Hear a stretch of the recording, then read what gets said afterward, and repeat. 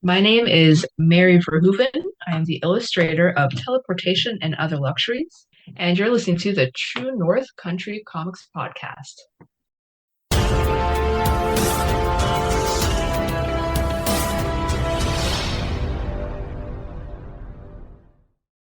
Welcome to the True North Country Comics Podcast, dedicated to promote Canadian comic book and graphic novel creators and supporters. I'm John Swinimer. On this episode, I chat with Mary Verhoeven about the new graphic novel Teleportation and Other Luxuries from Maverick, the young adult imprint from Mad Cave Studios. Please like and subscribe to this website by hitting the subscribe button so you'll be notified about new podcast interviews and article posts. This podcast is available wherever podcasts are enjoyed, so please like and follow and subscribe. Mary Verhoeven is a Toronto, Ontario-based freelance illustrator, comics maker, and occasional indie TTRPG and video games art gremlin. With comics published in The Other Side Anthology, Beyond 2, Sweaty Palms, Wayward Kindred, and numerous self-published stories, her work focuses on YA and horror, but she's been known to wear many hats. Together with author Archie Bongiovanni, she's illustrated the new graphic novel Teleportation and Other Luxuries. The story of Teleportation and Other Luxuries goes like this. In a cutthroat scientific competition, an oddball quartet featuring internet-famous teen heartthrob, a rebellious anarchist, a shy genius, and a small-town jack-of-all-trades vie for victory while their clash of personalities and hidden agendas threatens to sabotage their chances to win, making them realize that maybe victory isn't what they truly seek. And so, without further ado, here's my chat with Mary Verhoeven about the new graphic novel Teleportation and Other Luxuries from Maverick, the young adult imprint from Mad Cave Studios. So, Mary Verhoeven, thank you very much for taking time to chat with me. You're very welcome. Thanks for having me on. I appreciate your time. Before I get going with all the questions, I would like to know, what was the first comic book that you read? So the first, I'm not sure if the first comic I read was actually a book. It probably would have been in the Sunday papers. It would have been For Better, For Worse, or probably Calvin and Hobbes. Yeah, those are good ones. Those are two that live large in my mind. But the first full-on comic book I read was probably actually Blade of the Immortal by Hiroaki Samura. Something like Cry of the Worm or something like that. I would have picked it up in the library, not even the first volume. Just saw the cover and it looked awesome, and then I opened it up and it was full of blood and guts and cool characters. That's it. That would get you going for sure. So good inspirations as you're growing up, but I'm wondering who or what inspires you to create today? Honestly, mostly my friends and my peers in comics and out even. So here in Toronto, I'm part of a group of comic book people and illustrators, and I get to work with them in small anthologies we put out, and they're it's super inspiring to work with people who have such a fun way of going about making comics and making creative work. So that's Trevor Henderson, Jen Woodall, Jillian Blackenhorst, Aaron Ray. We have a bunch of members, all of them making awesome art, but also anyone who's making comics right now that I've had the good fortune of chatting with. Just it's fun seeing what everyone's getting up to, and I also really like, what's making me make more comics is also trying to make the kind of work that I would have gotten a kick out of as a kid. The things that would have excited me or even scared me. Like, I want to be the person who gets a book into someone's hand that makes them go, oh my God, oh, I could do this actually.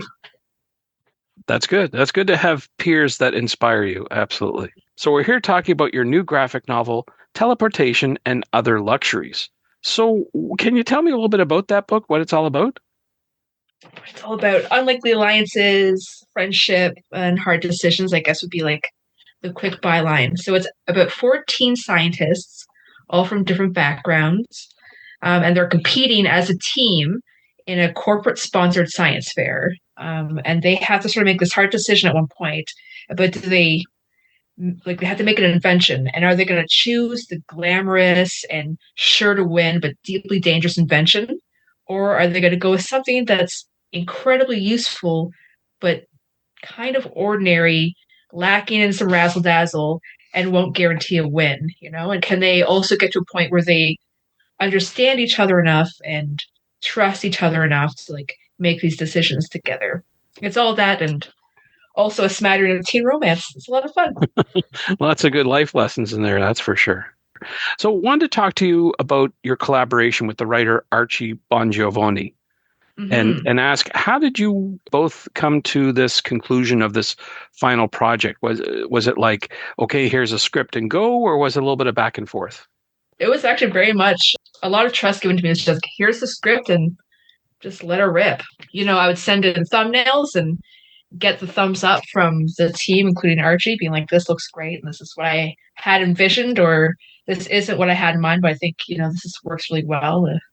I just got to work off a really beautiful, polished final script and make a fun comic out of it.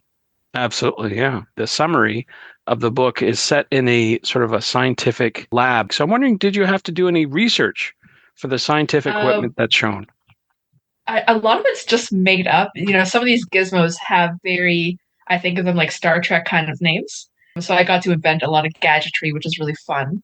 A lot of knobs in a future sort of setting, which, isn't really how I think technology is heading. We're sort of in this direction of like plain screens, but I'm a fan of a bunch of knobs. But I definitely had to look up some stuff like a microscope. I haven't used one of those since high school, and I'm sure they look a little bit different. So a little bit of research, but not too much, honestly. I got to just have fun with it and make it look future techy on my own. Were you into science in high school, or were you mainly an artist? No, I was very much into science fiction, with an emphasis on the fiction part, certainly.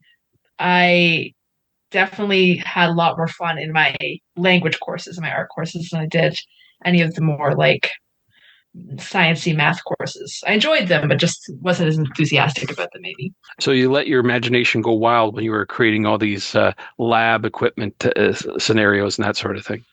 Very much so. I definitely looked at some pictures of like, what do labs look like? You're like, okay, tables, vents, etc. Okay, I can do that. Cool. And I putting out giant vats of goo because every lab needs a giant vat of goo. Who knows why, but it's got to be in there. It's got to be there. We always seem like the evil scientist doing something, so it's got to be there for sure. I'm going to assume you're a traditional artist. Is that correct? How do you mean? Well, do you use traditional tools, pens, pencils? Oh, like analog versus digital? Yes. So for this book, entirely digital. Ah. Yeah. So this book was actually made almost exclusively on my iPad in Procreate with some post stuff on my, big screen computer. So for the book, absolutely from toe to tip, from the thumbnail layouts to the inking to colors, is all done digitally. But for my personal work, like when I'm making my own short stories or submitting to anthologies, especially if I'm working off of my own script, I tend to go analog first, specifically pencil. So I'll usually print out my scripts, and then in the margin, this is a terrible habit, in the margin of my scripts is where I'll lay out thumbnails, and then I'll add or subtract with Post-its. The Post-it graveyard that I have going on my desk right now is kind of impressive. And would you send a portion of this artwork over to Archie for feedback along the way? So the book was made through a whole team. So we definitely worked with, Archie and then some editors, which have been Dane Broder, Laura Hitzhusen, Marla Isaac. They all worked incredibly hard on this. So what I do is I send in my thumbs and then get the thumbs up from people being like, yes, these look like it would be legible. These double page spreads work. Then I send in sketches and they'd be like, actually, we have to sort of change this to make room for a speech bubble, or we can't really parse what's going on here now that we can see it a bit bigger. Can you just adjust this? So it was actually pretty collaborative, while also giving me a lot of trust to follow my heart and interpret the script. I'd say I follow the script pretty closely with some wiggle room to like change pacing here and there. Right. Yeah. Now, I wanted to switch gears a wee bit. You were talking about working digitally, and in this day and age, everyone's talking about artificial intelligence. So I want to get your thoughts on using AI to create art in graphic novels. So personally, I think it seems kind of pointless. Honestly, it kind of seems like... So I don't think art requires sacrifice by any means, but I think it does require effort and desire. I think using AI is sort of showing a disinterest in both of those things, like both effort and desire.